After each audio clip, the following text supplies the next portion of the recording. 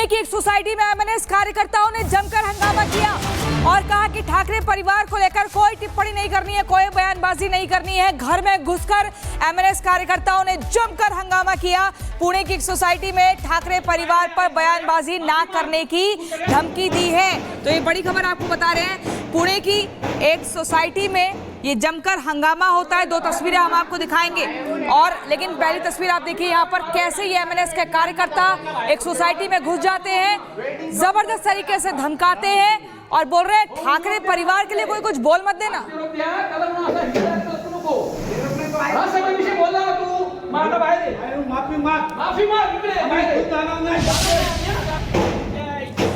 तो देखिए माफी की मांग लगातार यहाँ पर की जा रही है। पहली तस्वीर आप देख रहे हैं 2 दिन पहले की है, जब मुंबई के मीरा रोड इलाके में एक मिठाई की दुकान में एमएनएस कार्यकर्ताओं ने मराठी नहीं बोलने पर दुकानदार को बेरहमी से जमकर पीटा था।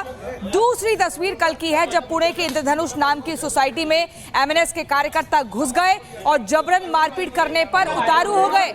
ये गुंडागर्दी आप देखिए, मुंबई और पुणे की 2 तस्वीरें हम आपको दिखा रहे हैं जहां पर एमएनएस कार्यकर्ताओं ने जमकर हुड़दंगी, आप देखिए कैसे थप्पड़ यहाँ पर जड़ दिया। पहली तस्वीर में आराम से वो व्यक्ति बात कर रहा था और उसको थप्पड़ जड़ दिया। तो ये तस्वीरें आपने देख ली। अब हमारे साथ को नितेश राणी जुड़ गए हैं। नितेश जी, आखिरकार महाराष्ट्र में हो क्या रहा है? ये किस तरीके की राजनीति हो रही है?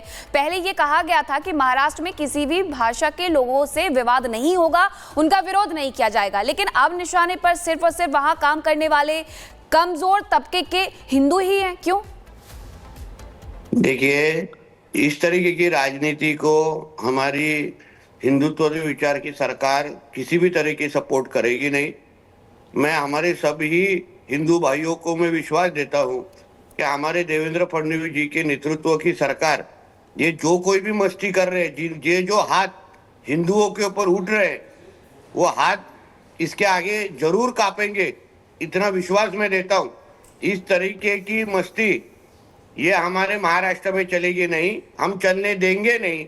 इनको इतनी अगर हिम्मत है तो इन्होंने नल बाजार, बहरामपाड़ा, वहां जाके ये सब मस्ती दिखाना चाहिए। हमारे हिंदू भाइयों के ऊपर दिखा के कुछ फायदा नहीं है। और ये सारी गुंडागर्दी जिनके नाम पे लोग कर रहे हैं, वो मराठी लोगों को भी ये सब गुंडागर्दी पसंद नहीं है। उनको वो सब भी इसके सबके खिलाफ है। तो ये गुंडागर्दी किसके लिए कर रहे हैं लोग, सब लोग? नहीं, गुंडागर्दी कर रहे हैं नितेश राणी जी, गुंडागर्दी तो कर रहे हैं। एक तस्वीर में वहां पर मिठाई वाला कोई व्यक्ति मगर उसके बाद उसको थप्पड़ जड़ दिया। पुलिस ने जो एक्शन ली है वो भी आप दिखाना चाहिए। मैं आपको बता दूं, ये 1-2 घटनाएं हो जान दीजिए, अभी देखिए आगे क्या क्या होता है। इनको हिम्मत कैसी तोड़नी है इनकी, ये हमारी सरकार और हमारी पुलिस अच्छी तरह से पहचानती है। इस तरीके से हमारे हिंदू राष्ट्र को बांटने का काम हम किसी को भी करने नहीं देंगे। नहीं, वो जमाने तो गए ना जब ऐसे धमकाया डराया जाता था। अब आज के टाइम में आप देखिए एक सोसाइटी में घुस जाते हैं एमएनएस के कार्यकर्ता और धमकी देते हैं कि कोई ठाकरे परिवार के लिए बयानबाजी नहीं करेगा, माफी मांगो अगर कुछ कहा है। मतलब कानून को खुद ही हाथ में ले रहे हैं।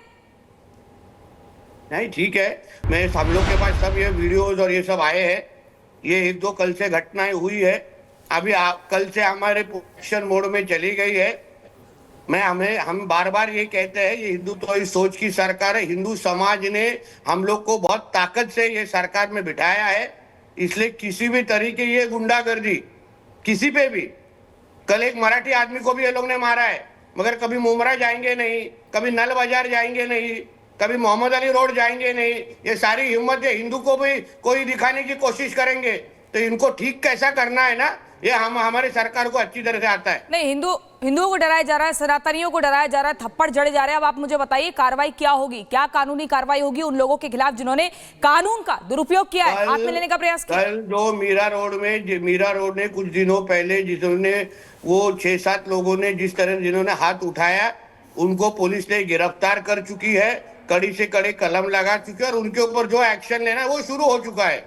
आप इस बारे में बिल्कुल चिंता मत कीजिए। हिंदू समाज ने इसके बारे में चिंता नहीं करना चाहिए। हम लोग सब हिंदू समाज के साथ में है और मैं उनको आश्वस्त करता हूं, ये सरकार ये पूरी तरीके से उनके साथ में है और किसी भी तरीके से अगर हमारे हिंदुओं के ऊपर जो हाथ उठाएगा वो हाथ हम लोग वापस रखेंगे नहीं, इतना विश्वास से कहूंगा।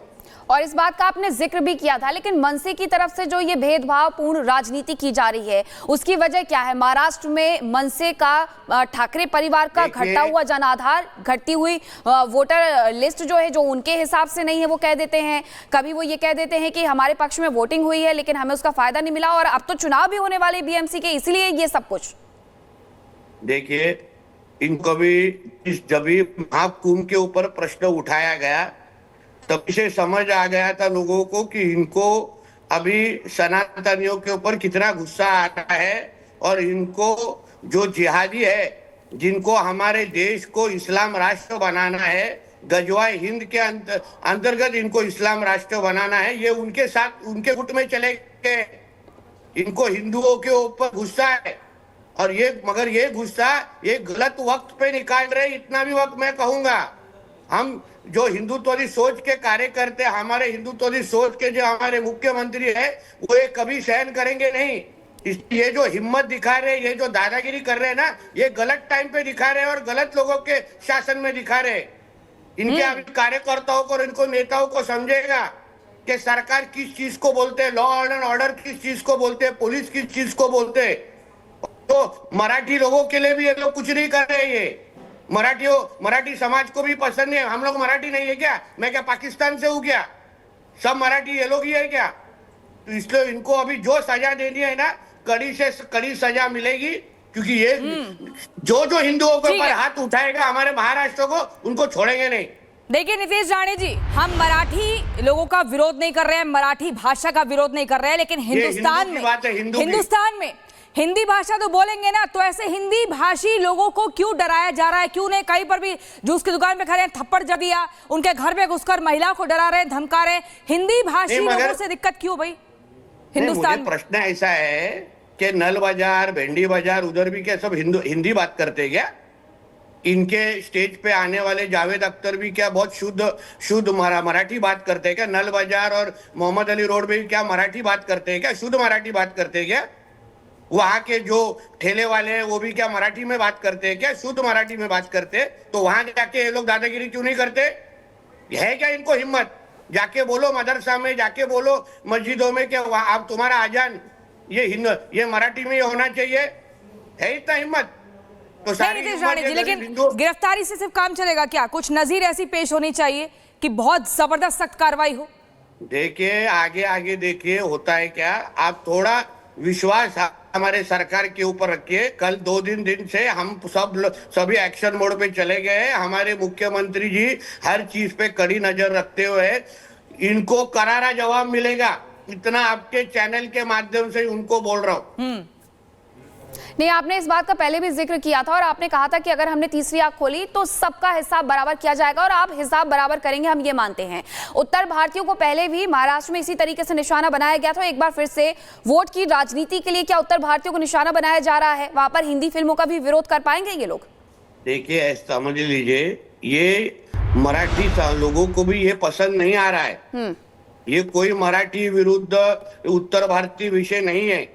हम एक हिंदू बन के इस देश में रह रहे हैं, और सभी मराठी भी इस तरीके के गुंडागर्दी से खिलाफ है। सभी का यही बोलना है कि तुमको हिम्मत दिखाना है ना, तो जाके मोहम्मद अली रोड पे खड़े रहो और उधर दिखाओ। तो इसलिए इस तरीके की ये राजनीति करने का वक्त चला गया है। अभी ये सब अगर नाटक चलता रहेगा ना, तो नौटंकी की सारी गर्मी उतारने को हमको अच्छी तरह से सरकार बन के आती है। और इस बात का जिक्र भी आपकी तरफ से किया गया था, लेकिन ये समाज को बांटने की जो राजनीति की जा रही है वो किस हद तक सही है? और महाराष्ट्र में क्या ऐसी राजनीति के लिए कोई स्थान भी रह गया है? अब अभी कोई स्थान नहीं है, कोई सहन करने वाला नहीं है। ये सब जिहादियों को मदद करने का कार्यक्रम है, हमारे हिंदू राष्ट्रों को बांटने का कार्यक्रम है। अरे हिंदुओं में झगड़ा लगा के तुमको क्या ये जिहादियों को इस्लाम राष्ट्र बनाने में क्या मदद करना है क्या? ये है तुम लोग की राजनीति? जो हमारे अभी लाउड स्पीकर के वजह से, लैंड जिहाद के वजह से, लव जिहाद के वजह से, वक्फ के वजह से जो कोई तकलीफ हमारे हिंदू समाज को हो रही है, उसके खिलाफ बोलने की हिम्मत नहीं है। कितने हिंदुओं को घर दिया जाता नहीं है जिहादों के वजह से। उनके घर के बाहर उनको लाउड स्पीकर लगा के परेशान किया जाता है, उनके मस्जिदों और मदरसाओं के ऊपर। तभी इन लोगों को बोलने की हिम्मत नहीं, तभी चूहे के जैसे चुप बैठ जाते हैं। आप कह रहे हैं बोलते नीतीश राणे नहीं जी ये लोग। जी मोहम्मद अली रोड के पास ये लोग नहीं जा सकते हैं, किसी और ऐसी जगह नहीं जा सकते हैं, लेकिन जो हिंदी भाषी लोग हैं, जो मासूम लोग हैं, जो हिंदू लोग हैं, उनको टारगेट कर रहे हैं, समाज को बांटने का काम कर रहे हैं, एक बड़ी सी गहरी खाई को यहाँ पर जन्म दे रहे हैं। लेकिन आपको लगता नहीं जो घटिया स्तर की राजनीति की जा रही है, हिंदुओं का त्योहार आता है तो टारगेट किया जाता है, तो अचानक से ईंट पत्थर आ जाते हैं, लाठी डंडे आ जाते हैं, बार बार सिर्फ सनातनी और हिंदू ही टारगेट पर क्यों? आखिर मकसद क्या है? मकसद यही है ना कि गजवाए हिंद के अंतर्गत इनको वो हिंदू राष्ट्र को बांटना है, इस्लाम राष्ट्र बनाना है। उन लोग ने, वो जिहादी लोगों ने इन लोगों को आगे किया है। आप ये समझिए ना, जो आज जो उद्धव ठाकरे है वो पूरी तरीके से उनका राजनीतिक धर्मांतर हो चुका है, वो अभी हिंदू बचा नहीं है आदमी। इसके वजह से फिर महाकुंभ के खिलाफ बोलना, अजान के बाजू में से बोलना, उनके जब भी एमपी चुन के आए थे लोकसभा के बाद, तो हर एक एमपी के जीतने के बाद पाकिस्तान के झंडे लहराए गए थे, अल्लाह अकबर बोला गया था। तो मतलब अपने को समझना चाहिए ये लोग ने किन लोग की सुपारी ली है। इन लोग ने हिंदू राष्ट्र को बांटने की सुपारी ली है, इसके वजह से हिंदुओं को मार रहे हैं ना, इसलिए तो जिहादियों के ऊपर गंदी नजर से नहीं देख रहे लोग। मगर हम लोग ये होने देंगे नहीं। मैं आपको विश्वास देता हूँ, कड़ी सी कड़ी सजा मिलेगी।